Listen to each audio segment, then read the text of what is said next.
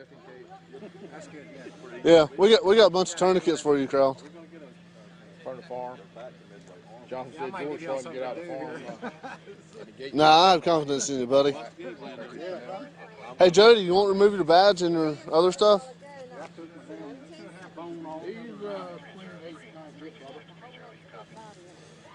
In a second.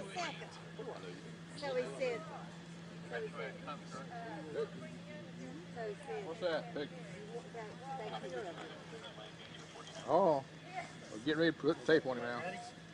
Not really. All right.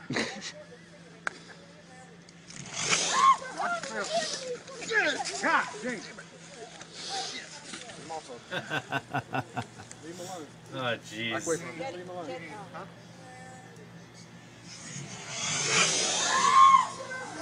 That was like right in his head. WWE Extreme Rules is presented by AT&T. Create your Extreme Rules Smash-Ups video at smashups.wwe.com. Powered by AT&T. And we're getting ready for a matchup which could... Oh, man, that was nuts.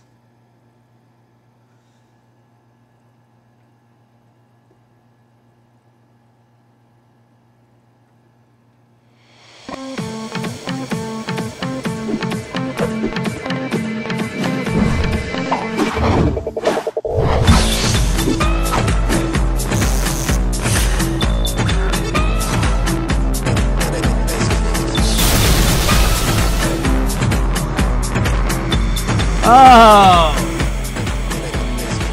What's up, guys? Tim Zabriskie here. Back at it again with the brand new vid. Oh, man. that alligator could have literally ripped that old man's head off right there. I mean, let's be real. He could have done some damage to that guy. Like, I don't know. That guy basically died, but you know, I had to take it, and I had to put the Extreme Rules behind it, because Extreme Rules 2018 is on Sunday. Once again, we're doing the prediction show. It's not only myself. Once again, it's I'm going to call him the Extreme President of Wrestling today, because he's not driving anymore. He's actually walking around. Oh, thank God. About 10 minutes ago, the guy was like driving everywhere, and I was like, oh, you're going to live stream and drive? Like, what's the deal? But Phil Stanford, everybody. Phil Stanford. Oh, not the laughter. We need the clapping. The clapping. Sorry. I might be stopping off at the MGM Casino. Oh, sounds like a very good spot. Things are really gonna get extreme today. So, what's going on in the world? How are things in Washington D.C.?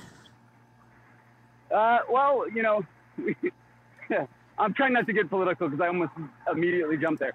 Things are good. Traffic is not. Taylor Swift is in town. Oh. Oh, Taylor. Man, what do you think of Taylor Swift? Why don't you shoot on Taylor Swift right now? That's what I wanted to hear. Let the people know how you feel about Taylor, because I know how you feel about Taylor Swift. You know what? She is beautiful. She is very talented. It's too bad she only uses boyfriends to go create songs. Yeah, I mean, you know, she goes from boyfriend to boyfriend. It's so simple, right? Right. Oh, man. All right. So, we have a great show for you here today.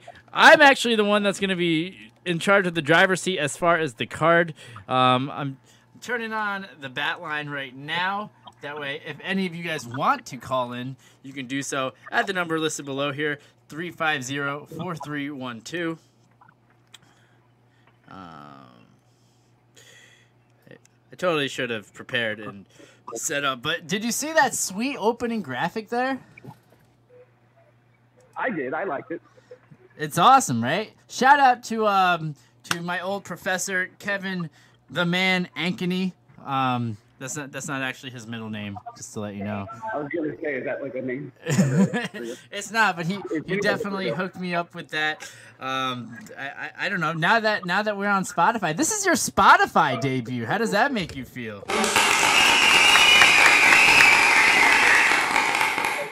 I feel all warm and bubbly inside. It's awesome, right? You know, we're doing big things here on the Tim Zabriskie Show.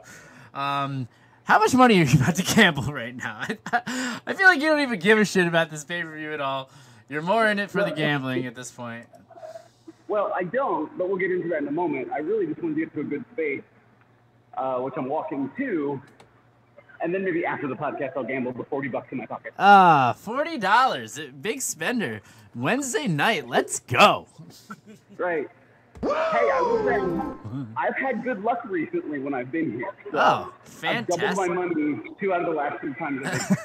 Well, good for you, man. That's awesome. Everybody's got to double their money. All right, so let's get into the card here, okay?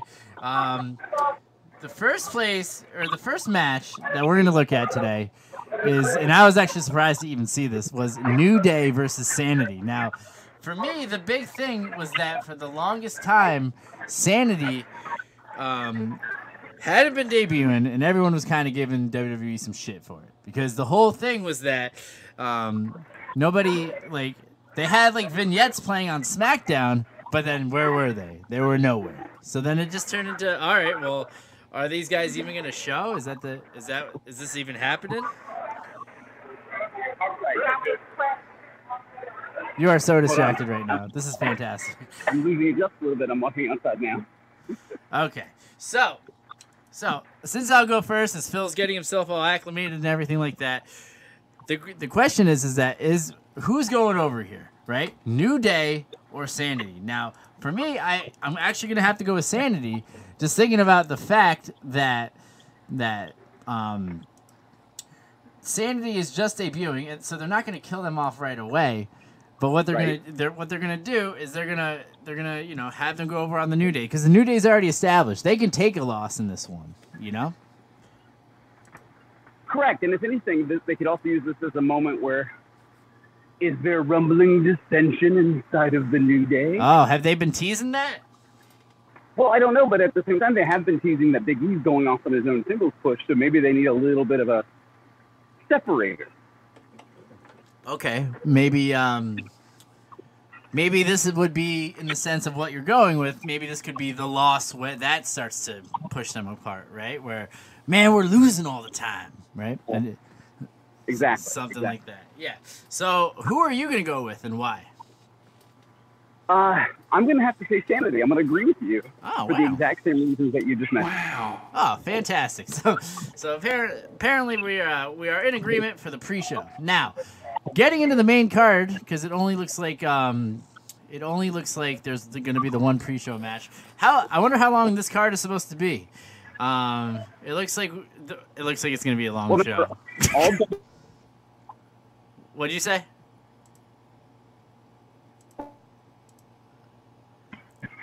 All right, we almost. Are you there? Because I can see you now.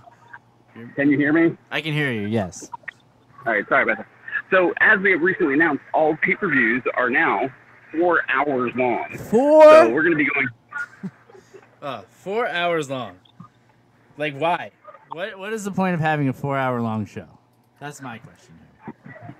There isn't one, and what's, I think, a little disheartening for the WWE is that this is the lowest ranked pay-per-view. Our lowest ranked Raw coming into a pay-per-view. That's right. So, actually, to go even further than that, this is actually the lowest rating Raw in history.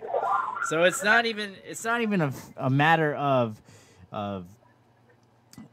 just going into this pay-per-view, which, yes, you are absolutely correct, but this is the lowest rating Raw ever. And I know, like, if you look at the numbers, it's like one is like, let's say like a 2.747, and then this one would be like a 2.700. I don't know the exact figures off the top of my head. I just know that it was only really by like about 40,000 people, which could be like a small like suburb of Arkansas or something like that. I mean, it was bad. It was so bad. And you have to think about, the WWE's on the cusp of so many different things. Right. They now have this new multi-billion-dollar deal with Fox that's going to be implemented in October of 2019. They're getting ready for what is it? Not the world's greatest super show? Is that what they're calling it? The biggest thing that ever hit Australia, right? Right. And now there's even rumors and talk about a second WrestleMania during the course of the year. Yeah. like we're gonna have to save that one for another day, or we could just get into it now and just say that's stupid, because like that, like in terms of like the storylines, right? I get it. It makes sense in business, right? And you know, that's at the end of the day, I'm smart enough to know that that's what it really comes down to. But in terms of the storyline, right? Like, is this gonna be like the greatest Royal Rumble? Like goes to the second WrestleMania?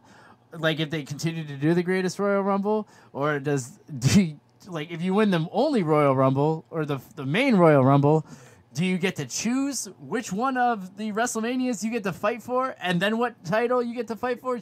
So instead of you only having 2 options, now you get 4, and then at the end of it, you only get to pick one. Or thank you. No, but my point being, like, it doesn't. Just doing a second one, like I don't know. I'm sure they'll figure it out, but it's I don't know. In terms of the story, is that really helping a lot of people? Well, so, you know, I'm still a dummy that has some naive belief that, you know, this will be beneficial and this will be good for everybody. So this is my weird twisted thought that, you know, we've all been saying, you know, 3 hours of Raw is too much. All the television products is too much. Right. The current pay-per-views they have really aren't any different than what they're producing on weekly television. Right. So what if now you have the Royal Rumble, the world's greatest Royal Rumble, WrestleMania, and then I don't know what they call it, Super Mega Ultra WrestleMania. So now you get 4 cornerstone events a year. But we already have 4 cornerstone events a year. But now these are Super Mega Ultra events. Oh, okay. These are on the next level. This will be like when they touch fingers together and they become like Voltron or something. Right. The analogy I was about to use was when you had the Power Rangers, right? And then you have like you had their Zordons, right? Or their Zords, right? Zords. And then you get like the Green Ranger that joined them, and then his just goes on top of the rest of them, right? That would be the second WrestleMania, or that would be the greatest Royal Rumble of all the times. So basically, yeah, I guess they're in a league of their own, right? So there you go. Yeah, I don't know. It just doesn't. I was trying to come up with a good Tom Hanks reference, or yeah, or we'll go with I don't know. That's it. It's the Catch Me If You Can, right? No, that doesn't. No. Yeah. Boo. Maybe that's what they can call the Super Mega Ultra WrestleMania. Cash me if you can. Yeah. And that's where it's expected that you win the Money in the Bank, and then you go to Cash Me If You Can. Oh, cash it in. yes. Jeez. And it's then literally the payoff event. Then we're gonna get like we should get Money in the Credit Union as another one. You know what I mean?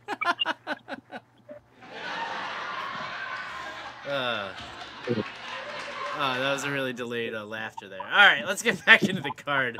I think we're falling off track, but I think it's good. All right, so the next one that is showing us would be Finn Balor versus Baron Corbin. And I guess the big buildup here is that Baron Corbin has changed his name to Constable Corbin, right? So now he's a is he kind of like a lackey sort of I don't know who's a character that would be like a stooge sort of character? Is he like one of the Briscoes now? Is that the whole thing with him? So he's in this position where he doesn't necessarily outrank Kurt Angle, but he is in with Stephanie McMahon, so therefore he has support and authority. So he can make match decisions. He can persuade Kurt Angle to make changes, basically by threatening him with his job. Sounds a lot like Pal Penis when he turned into Chief Morley, right? Yeah. Oh, did I say Pal? I meant to say Val. I'm sorry. But what's interesting in this is I actually think they might have found a role for the Constable. He has shaved his head, so no more Cape Fear baldness happening. He has he's all in not a full suit, but like a vest, dress shirt, dress pants, And he wrestles in that now too. So it also complements his body type. Well, I'm glad he shaved his head. That's like the first thing I'm happy about, right? Right. So from a visual perspective, there is a whole lot where they have done very good with him. Right. And actually, I don't know. In a way, I feel like there's almost a confidence build that we didn't see before with him. So he has sort of semi-targeted Finn Balor. But I do think, if there's a moment for him to step up and shine, this is it. So I'm gonna go with the Constable. Wow! Really? Heading into the what was once the most important pay-per-view of the year, and probably number 17 since they've added all these other shows. You're gonna go with the Constable Corbin, right? He's not the Constable; he's just Constable Corbin. But wow, that's a little surprising for me out of you, to be honest with you. It's a twist. Okay. All right, I didn't know if you had any more elaboration on as to for the Constable there. That was kind of my lead-in. Well, no, I mean, Finn. People can say Finn's been a little lost in WWE programming, but in a way, he doesn't need this. Everything that's happened with Finn Balor, he's unflappable. I don't think he needs this because he's not hurt by it in any way, shape, or form. I do, and I don't think they are moving in any direction really with Finn Balor. So, okay, give this one to Baron Corbin. Okay, yeah. I mean, I can definitely I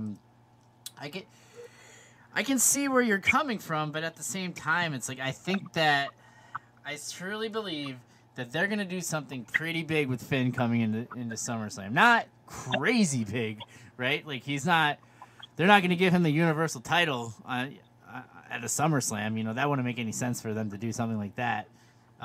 If you get where I was leading into that, but at the same time, I just wonder if going with the Constable Corbin, because at the same time, if he loses here, it doesn't really matter. You know what I mean? Like it's the same aspect that you're kind of saying with Finn, but I feel like Finn's gonna have some momentum, and also as we go into the card, I don't see a lot of real babyface areas going into this one because they're going to use a lot of that for the SummerSlam card. So I just see this as, there's going to be a lot of heels that are going to be going over here. So it makes more sense to have, at least one good guy go home and the fans are a little bit happy. So that's why I'm actually going to go with Finn on this one. Oh, you're gone. Your face has disappeared. But Oh, I can hear you, though. Okay, that's fine. All right. I know. I was trying to share. I'm on complete data right now, so Wait, maybe I just didn't have the best signal. Sorry about that. There you go. You're back now. We got you. All right. So there he is. All right. So going into the next match, we're gonna go with we'll wait on that one. We'll go to another tag team match. This one will be the Raw Tag Team Championship. The Deleter of Worlds versus the B Team. I'm going to let you kick this one off here. Go right ahead. I have to go with the Devourer of Worlds. I have to go with Bray Wyatt and Matt Hardy. I can't, in any good judgment, go with Bo Dallas and Curtis Axel. Wow. I can't. I mean, I think they have done a good showing. Like, okay. A good showing? If they've been... Okay, so there's an element of that. But they have an appeal, but it's a laughable appeal. I think Hardy and Wyatt have nothing else left in them but to run through the B Team. There's no substantialness. That's a new word today. Substantialness. I like that. It. Is less Hashtag in what you do substantialness. with the B Team. I'm going to disagree with you here. I think that we're going to get the surprise victory. They're not going to win the title, but I mean, I just think that the B Team. The stare-off spot between the two where maybe like a Bo leave into like an upside-down catwalking Bray Wyatt. But I think that I'm gonna have to go with the B Team. I think they're sweet. I think they're fresh. I feel like they finally found themselves. You know what I mean? Like with what they're supposed to be doing together. Because these guys have been teamed together for like almost 2 years now with the Miz collectively, and Right. So I do agree with you that I do think there's going to be some kind of connection to, of course, for Bo and Bray. Real life brothers, by the way, if you didn't know. Yeah, that's what we were going at. If you didn't know already. Right. I'm not telling you. I'm telling the rest of you. No. Yeah. I failed to elaborate, and I was just adding to your acknowledgement. Thank you. The elaborateness. All right. So I do think there's going to be something there. Here's the wackiness factor. What if this is all a tease for somehow to get Bo Dallas to join his brother? Oh. Wow. Maybe.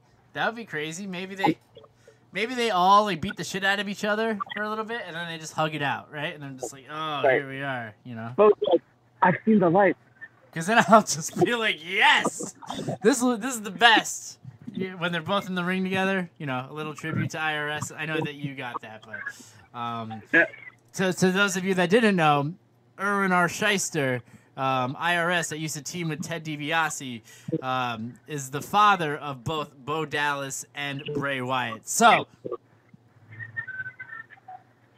Barry Windham is their father. are you sure? Because I'm pretty certain that it was Mike Rotunda.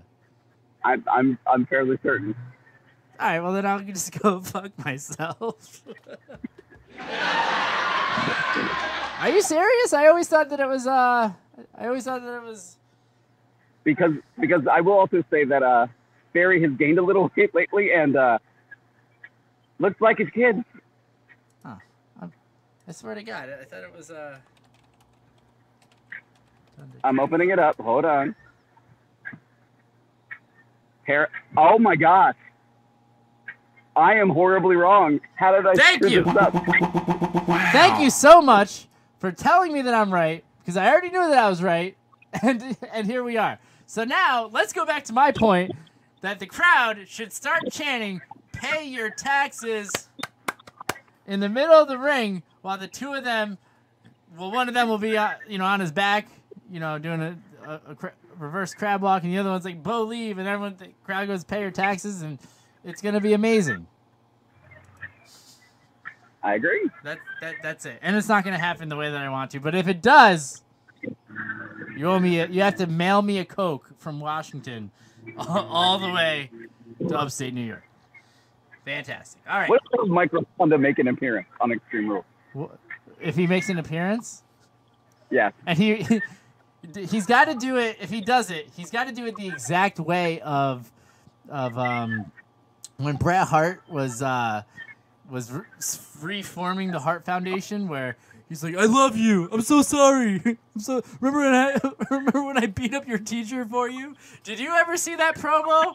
That is one of the best promos I've ever seen, where Bret Hart, the God himself, had to beat up one of Bret Hart's or Owen Hart's teachers because the teacher was making fun of him. And I was like, you're a 13-year-old man. Like, literally, a 13-year-old man. If you're going to go beat up a teacher for your little brother. Jesus. All right, let's get back into the card. I'm rambling. We're having a good day today.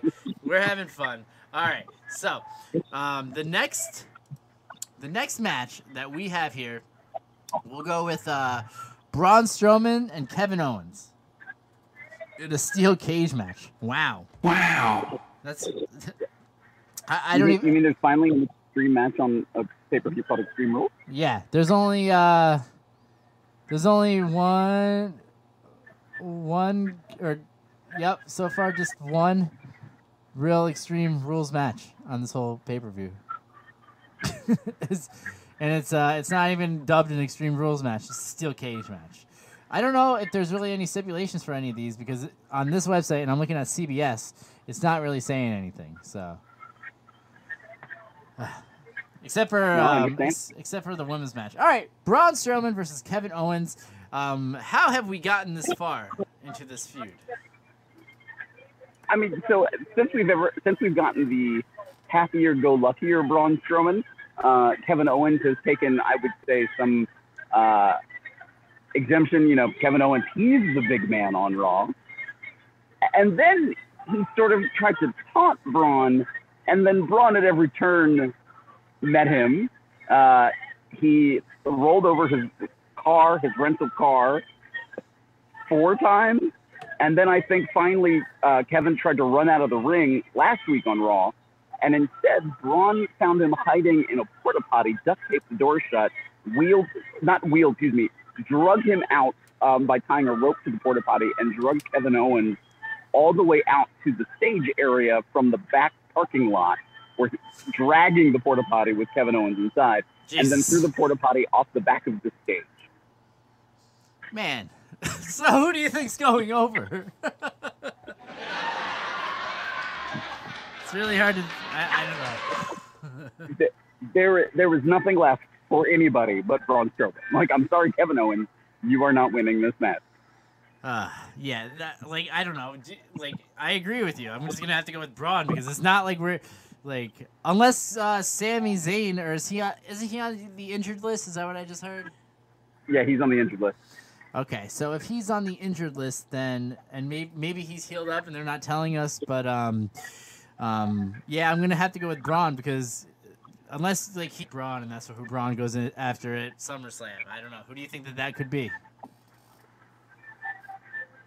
You broke up that last little line. Say that last part again. Let's say hypothetically there's somebody that were to come into and attack Braun, right? And make it so that Kevin Owens can go over. Who do you think that person would be? I mean, at this point, there's not many people left that would be able to do something like that to Braun.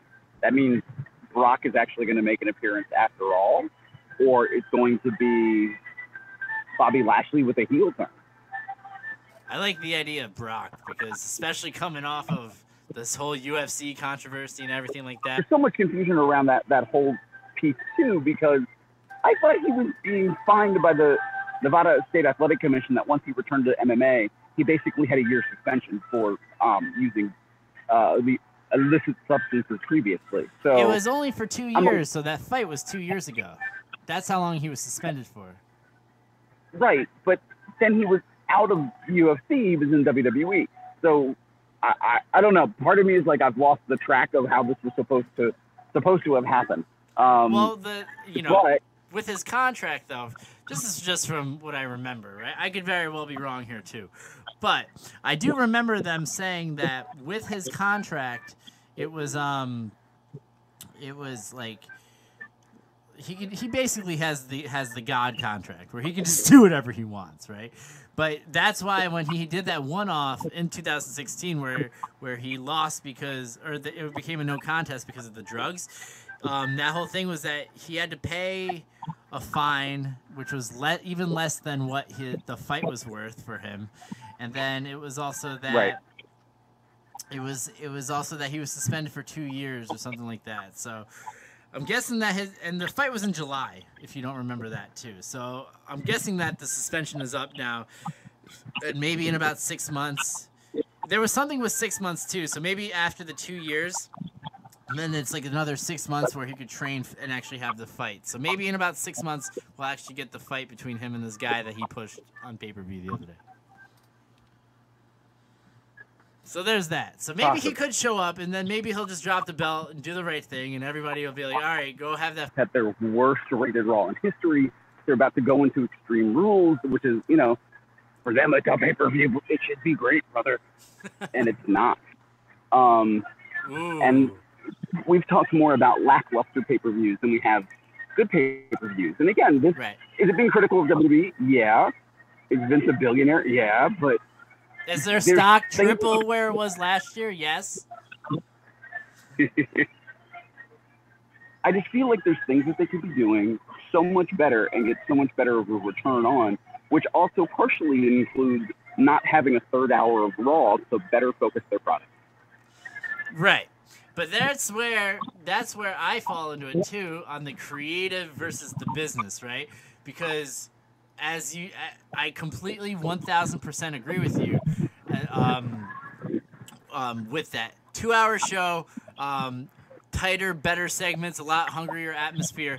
But with the ad revenue that they get on that third hour,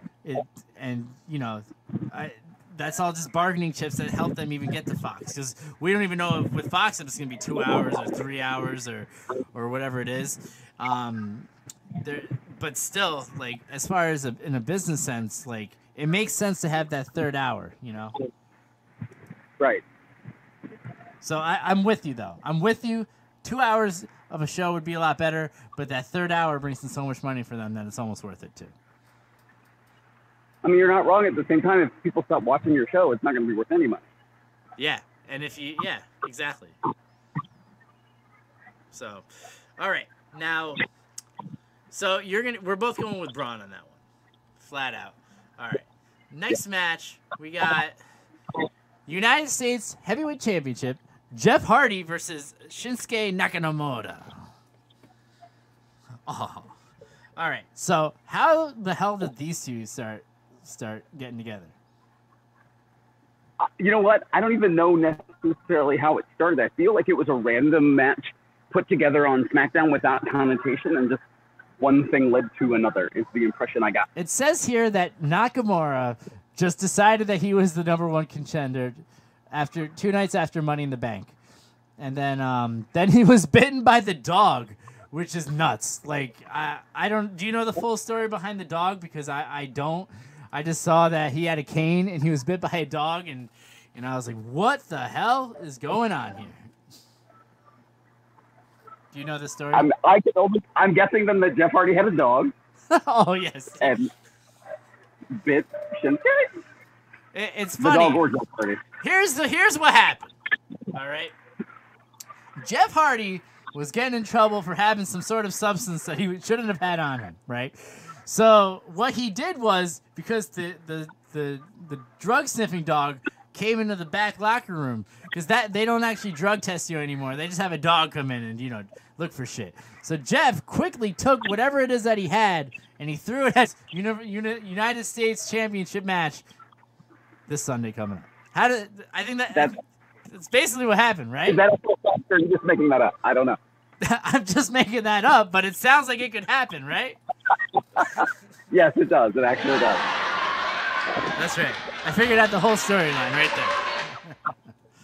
Oh, man. What the hell is that behind you? So, to my left, there is a fountain. And to my right, it is a giant moving screen that you can see from the highway. That's crazy. All right. Getting back to the match. Who's going over? Is it Brother Nero or the dog face bitten? You know what? Since Shinsuke isn't going anywhere else, he's not going back into the world title picture. I'm sorry, not with AJ, not right now. I'm going to give it to Shinsuke. Wow. New United States champion, Shinsuke Nakamura. I like it. I like it. I think you have to give him some title at some point with someone before you fire him. So, hey. Oh, I could see that. I see them giving it to him. It's going to go with the whole bad guys idea that we had before. He's going to bring it to SummerSlam. Maybe Jeff will win it back at SummerSlam, but this is going to just be a quick title change. That way we can get a babyface over on the main card at SummerSlam. Bam, done. All right. So, next match coming up, we have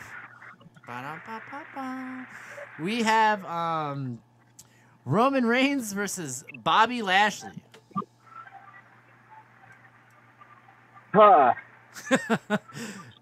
Bobby, the flop Lashley, because that's what I'm going to go with him as here. I mean, so last pay-per-view we talked about the fact that he just had to get past Sami Zayn. That's he just had to move on, and that's what he's doing. They basically after that pay-per-view happened, I don't know if they have ever referenced that it ever happened, and that's for the best.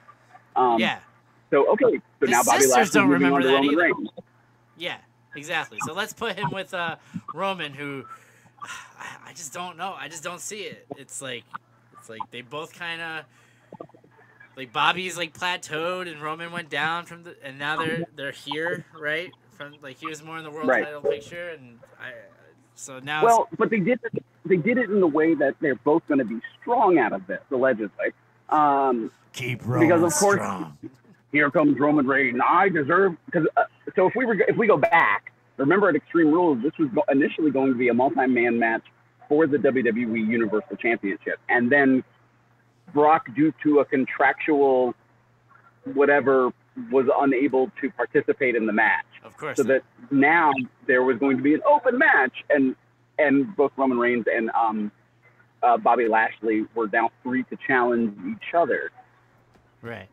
But it started with Reigns going like, I'm deserving of another title opportunity. And Angle basically saying like, dude, you've had like 6 in the last year alone. Get over it. And Yeah. Bobby Lashley's out like, hey, you need to try the new people out. And it's like, like me from 2007. Exactly. So it's like, maybe not. And then Roman Reigns even went after Bobby Lashley for like, oh yeah, that's good guy. You left here. So he went on him on, in the same Roman Reigns routine that he's been going on with everybody else. Oh, you're a part-timer. Yeah, exactly.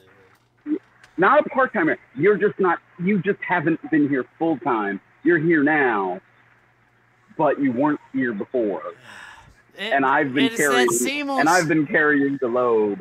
Exactly. Like, it's that Bobby same Lashley, old I can't remember shtick. what he said, and was basically like, you haven't carried shit, dog. Yeah, because I will kill you. I will eat you, basically. But it's this. Right. All right, so here's the deal. Like, I hear you saying that that Roman is giving that sort of talk to Bobby Lashley, and I'm you know what, this is gonna be his thing where it was kind of cool when he did it with the Undertaker. It was pretty cool when he was doing it with Brock, right? But if he's doing it with Bobby Lashley, now I'm getting sick of it, like right away, because at the same, it's like I get it, dude. Like, you work every day, you go to your job every day. You don't have the same perks that all these other guys have, right? But it's just gonna become repetitive now. You know what I mean? It's like in a grand sense, it would be him going up to Renee Young and saying, "Oh, you're gonna interview me, even though you only work Monday, Tuesday, and some Sundays. Like, I'm here every day." Like, shut up. Right. You know what I mean? Like, after a while, it's just gonna. Bobby needs it. I'm going with Bobby right away. Bobby desperately needs it. I think he has to go that way, because it can't be Roman anymore. No. They have to move on. It's never worked. It's not going to work. It's just time to do something different. Yeah, it's like just stop with Roman. All right, all together, please, because it's just not working. You know what I mean? You tried. You shoved him down our throat. We pooped him out, and it's just not happening. He's the shits. All right, good. All right, so now we're going to go with the SmackDown Women's Championship, Carmella versus Asuka. James Ellsworth is suspended in a shark cage. So I want to say that I shat my pants as soon as that table and knock over all of James Ellsworth's shit. And and then you said, "There's no way, Tim. There's no way." And then all of a sudden, underneath all of this Asuka sort of gear, who do we see? The chin music man. I don't know. I didn't have anything right there. James Ellsworth, the Chinless Wonder. James Ellsworth comes out, and he's not dressed like a transsexual. Should I have gone there? Or, like, back underneath the contract, helping Carmella retain the title against the second baddest woman in the planet. And what was your initial reaction when you saw everything that you said on the show just completely become deflated, like, right away? Because for me, I found it to be pretty damn hilarious. So when I watched, at first I was genuinely like, wow, who is under the robe? Oh, wow, there's going to be some bigger, deeper mystery Right. of all things Asuka. Like, that would be kind of cool. And right as I think the robe was about to come off, I'm like, No. no. Yeah. Yeah. And my dad typically does not watch pay-per-views with me. My dad was in the room. And like, I might have cussed a little, Like the instinct reaction was not Right. favorable. But hey, you know what? He has the attitude of somebody who deserves to have a WWE contract. So Oh my god. So yeah, I just kept thinking like, all right, he's kind of wearing girls' clothes here, right? Technically, so I guess I don't know. So he's in a Shark Tank, so clearly he's going to be getting out somehow, out of the Shark Tank, right? or he has a weapon with him that he slides through the shark cage. Yeah. Or Carmella's gonna hit like a she's gonna hit like the referee on accident, or yeah, referee. That's how this is gonna go. Referee goes down on accident, right? Carmella Right. reaches into the pocket, grabs the key. Somehow she turns into like a good baseball player. I don't know any specific baseball players, so I didn't even want to try and have somebody fucking be like I don't even know what Babe Ruth played. But anyway, she Right. throws the keys up there, and James, super coordinated Ellsworth, grabs the key as it's right next to the cage, right? And then all of a sudden he gets himself out. He climbs to the bottom of the cage. He's dangling. Asuka gets up, and James Ellsworth jumps down and gives a Hurricane Rana all at the same time to Asuka, and then we I don't know. Carmella wins. I agree with you. Carmella wins. You don't think that James Ellsworth is doing a Hurricane Rana from hanging off of the shark cage? Is that what you're telling me? Only if he falls flat on his ass. Yeah, that'd be nice. Or the bottom of the shark cage gives out. Ooh, how sweet would that be, right? Evil, yeah. Oh man, we're shooting a little bit. This is getting good. All right, so Carmella's going over. The next match that we will go with here would be the SmackDown Tag Team Champions, the Bludgeon Brothers, Luke Harper and Roy Roger. What was his? I can't think of his name. Eric Rowan, excuse me. Versus Team Hell No. Yeah, I just went with Roy Roger because I don't know. Versus Team Hell No, the surprise return of Kane and Daniel Bryan. Now, seems like this was just kind of thrown together in the past week or two. I don't know. I don't know who to go with this one. Who do you think is gonna happen? I think for the reunion opportunity, it'll be Team Hell No. Okay, so we have we have the good mayor with Daniel Bryan. Right, but the good mayor, I like it. That good mayor sees no evil, though, right? You giving him, yeah. Right, exactly. Yeah, and I don't know. I'm still gonna have to go with Brody. I just think that I don't think that they're gonna drop the titles here. I think that the Bludgeon Brothers are just gonna beat the hell out of them going into the next pay-per-view, and then we'll get a stipulation at the next pay-per-view where Daniel Bryan and Kane go over. Maybe I just don't, because didn't we say that there was another sort of reunion or something like that was happening on this card already? Didn't we already mention something? No. The possibilities of the Bo and Bray reunion. Right. Yeah, so I don't know. I think that this will be a feel-good moment for the entrance and for, half the match, and then the Bludgeon Brothers are just going to beat the crap out of them. Make sure you just had to work at the feel good, didn't you? What? Nothing. Yeah. Make sure you if you comment down below, make sure you like, subscribe anywhere that you're watching this, and if you want to call in, the phone line is open, and feel free to call in and give us any of your predictions for any of the matches that we're having so far. The number is 518-350-4312. If you're listening to this on Spotify, the phone line is definitely closed. So this is just for the live show. All right. So going on to the next match up, we have the Raw Women's Championship, Alexa Bliss versus Nia Jax.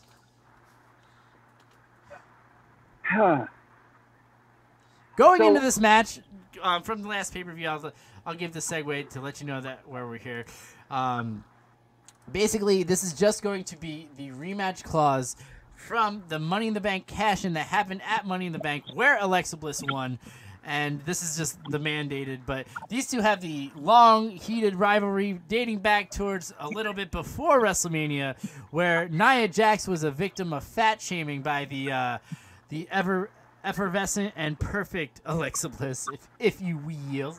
So, going into this match, how do you feel about this? So, for me, sorry, I was playing with my microphone a little bit. So for me on this one, I really feel like I think it's going to retain with Alyssa. I think, or like, what did I say, Alyssa? The reason for that is because Ronda Rousey has to get her payback. So when Ronda comes back, correction, they've already said that Ronda has bought a ticket and that she's going to be in the crowd for this. Oh. So they're already teasing that. So I will say Bliss wins. But it might be by disqualification because Ronda gets involved. Yeah, and what I like with where you're going is I'm gonna even go this far and say that at the pay-per-view entitled SummerSlam, not this one that we're doing here, it's gonna be a triple threat match. I'm gonna say Nia versus Alexa versus Ronda, and the way that they're gonna do this is Alexa and Nia are gonna be working each other over, maybe on the outside, right next to a Ronda Rousey who didn't decide to go cheap on her ticket and maybe decided to splurge and get front row, let's say. And as they're working, John Cena seat. Yeah, she got that John Cena seat from WrestleMania, just in case the referee says that the Undertaker shows up and you got to jet all the way to the back, right? So she's sitting in the John Cena seat. And then, I don't know, Alexa bumps into her or something like that. So then Ronda, who's a little hot-tempered, gets physically involved in the match, which causes the disqualification, which Alexa winning, which has Nia attack Ronda from behind. Nia looks really big, and then it's going to lead into the triple threat because Ronda cost Nia the match there. Go. She's not hot-tempered. She's rowdy. Oh. Wow. Oh, man. Shout out to Ric Flair, who's recovering from his latest ailment, too, by the way. Just Oh, I fixed that. Yeah, he was in the hospital. That's why Charlotte hasn't been around. She's been with him the whole way through. But get well soon, Rick. Love you, miss you. Anyway, so going into the rest of the card. Oh, I'm sorry. Who do you think is going to go over in this match? Did you already say Nia? Yeah. No, I said Alexa. Alexa Bliss. Alexa Bliss is going over. Do you think she's going over clean? Like, what do you think is going to happen here? That's a good question. No, something's going to happen, and I think my call is going to be for a Ronda Rousey run-in. Ronda Rousey running, but so the referee will be down or something like that? Like, how is this not going to be a disqualification? That's what I'm saying. That's what I mean. I think Bliss is going to win by disqualification. Oh, okay. So that way she keeps the title. It gives a little bit of contention between Nia Jax. Exactly. Literally the same thing that I just sputtered before. We're on the same page. I love it. This is what's going to happen. Triple threat match going right into the next pay-per-view. All right, so I think we're on to the main event now. AJ Styles. Actually, no, we're not. Dolph Ziggler versus Seth Rollins, like in a 30-minute Iron Man match. Holy shit!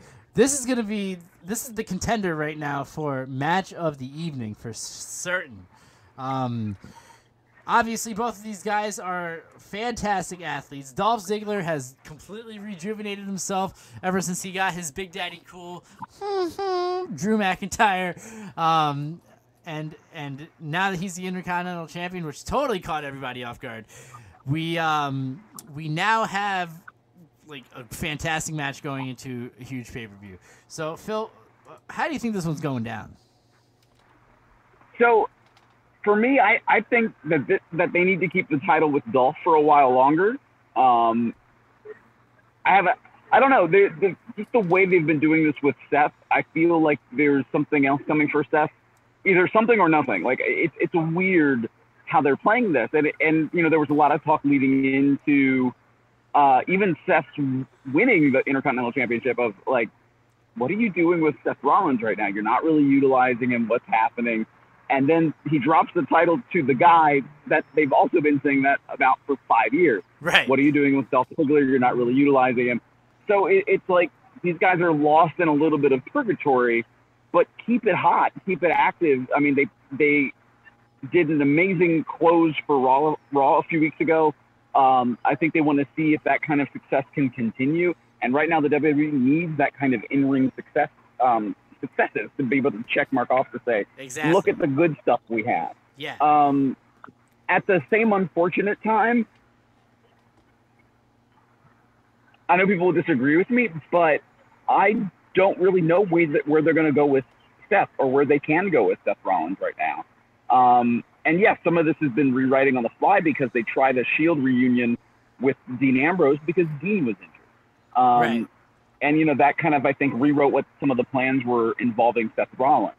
I don't know how far away Dean is from returning, but if you think about it, you know, maybe now is where they're looking at them becoming a tag team faction because honestly, I think they need a strong tag team. And right now, I'm sorry, Uha and Titus O'Neil, you're not the strong tag team faction that we need in the WWE. Sorry, B-Team, you're not the strong tag team faction that we need on Raw. I mean, you're sort of slowly trickling out of A-list tag teams. And I think Seth Rollins and Dean Ambrose could do that, leave the title on Dolph for a while. If anything, continue this feud on to SummerSlam where you bring back Dean Ambrose. Right. I think that they should end it here. I'm gonna go a little different than you. I don't think that they should continue after here. I think that from here maybe we get something with both Finn and Finn Balor and Seth Rollins. Maybe, you know, doing this again at SummerSlam, maybe having Brock involved. That way Brock, you know, contradicting what we said before with, you know, Brock and Braun and everything like that. What if they did it in a triple threat with those two guys, as we said? Something could be happening here. And then, you know, one pins another. Brock doesn't actually lose the title. He goes and does whatever he wants to do in UFC, comes back whenever he feels. Maybe that's where that's going. You know what I mean? Maybe putting it back on Seth, because Seth is definitely still the best, if not the best athlete next to AJ, even better than AJ, or you know what I mean? Like they could run with Seth again, I feel. I'll bite my words a little bit. What if, you know, this is done to give a series of losses to Seth, so he's driven so far down, his only way back up is to rejoin with the Authority. Ooh, I really hope that they don't do an Authority angle, but, you know, once again, it is the McMahon show. You know what I mean? They easily could do that too. That is very true. Absolutely. All right, so who are you going with? You're gonna go with Dolph Ziggler on this one? Okay, I'll go with Dolph Ziggler. It doesn't make any sense for Seth to win it back here. See, and then you say that, and then that makes me go, oh, well, maybe it should be Seth. Exactly, and that's what makes it so much fun. You know what I mean? Just like going the back and forth and the thinking and stuff like that. I hear you completely. Right. All right, so main event time.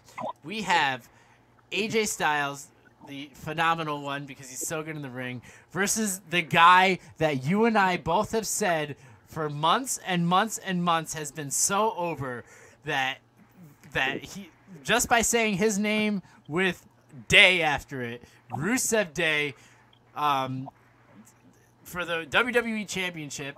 Don't even know if this one's Extreme Rules because it doesn't even say it like in this description here, but hopefully it is. Right. I really just I'm almost borderline want to say that they should have done this match like 3 months ago. You know, like Rusev is obviously he's like his catchphrase is so over. Rusev Day. It's so money. It's so simple and it's so stupid. Him and Aiden English. Whenever Aiden English comes out, the crowd goes fucking ape shit, and Aiden English doesn't even have to bump, and that's what this whole thing is about. Just getting over and not having to break your body. So Rusev Day has transpired into Aiden English getting the sweetest paycheck out of ever. Think about that. Imagine going to your job and not having to use the computer, which is the main aspect of 95% of the jobs that we have today. That's basically Aiden English. Because, like, in terms of wrestling, the ring is the computer, and whatever you do in the ring is the most important thing. He's literally coming out and singing Rusev Day, and he's getting over. So how awesome is that? Now, as far as the match goes, who do you think is going over, and what do you got? So I agree with you. I mean, I don't know how they set up this match. I feel you are right. It's like they're trying to capitalize on it, and it's almost too late. Like, so they're going to get that last little bit of steam out of the whole Rusev Day movement. I'm hopeful that it's going to be an amazing quality match. Absolutely. And then if so, that maybe this continues on a good thing for Rusev. But I don't think they're going to give him the title, so I'm going to say AJ retains. I'm gonna have to agree with you. The problem is that it's as you said before, it's too little, too late. He was super hot. Not saying he's not hot now, but he was like here hot. Like it was crazy. You know what I mean? But and I'm sure that I could very well be wrong in the sense that he's when I'm saying that he's not as over as he was before, but I definitely think that they could have done this even like 8 months ago. You know what I mean? As soon as they started seeing how over this was getting, they should have done it then. But now it's watered down a little bit, and now they're trying to go with it, and that's got to be a little infuriating for the man. Are they going to take the belt off AJ? Absolutely not. So I'm with you right there. And the reason why they're not going to take the belt off him is because he's on the cover of the goddamn video game that's coming out in 3 months. So why would they take the belt off the guy? It doesn't make any sense to do that. It's all marketing. It's all promotion. It's all trying to sell to everybody else. And how do you do it? With the champion. You're not wrong, my friend. You're not wrong. Wow. Oh, man. I had to give that one to myself because I was like, wow. Man, fantastic. All right. So, Phil, thank you so much for hanging out with us today. Where can the people see you coming up at some of these shows?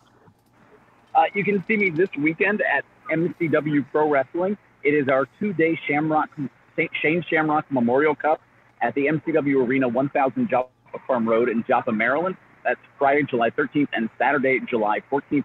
For more information on that, you can go to mcwprowrestling.com. And for all the latest on my crazy travels, you can make sure to follow me on Instagram, Twitter, Twitch, YouTube, and Snapchat at PSPhenom. That's PSPHENOM. And on Facebook at Death of Phil Stamper. Oh, that's awesome. Thank you so much for popping in. Next pay-per-view will be in a couple weeks, right? Yep. Sounds good. Thank you so much, everybody, for stopping in and watching and listening to the show now that we're on Spotify. If you liked everything that you heard here, make sure you follow me as well at Timmy Zabriskie, TimmyZabriskie. It's all right there.